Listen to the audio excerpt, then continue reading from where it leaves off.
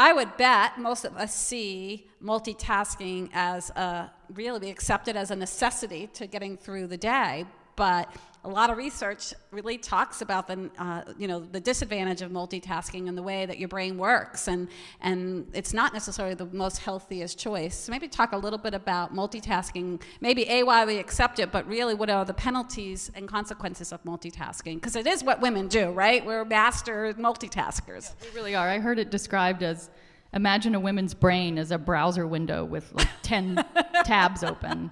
I like that.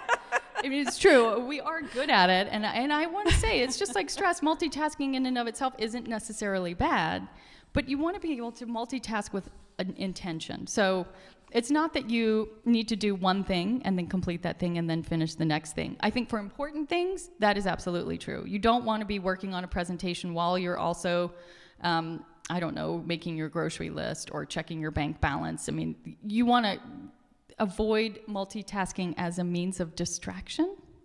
But, if you think about cooking dinner, if you waited to start sauteing the chicken until the rice was finished, your dinner would, it would be breakfast by the time that you were done. So there is a time and a place for multitasking, but I think that you want to be conscious of it. Am I consciously going to try and do a few things at the same time? And it depends on what those tasks are. Probably lower level tasks, you can do that.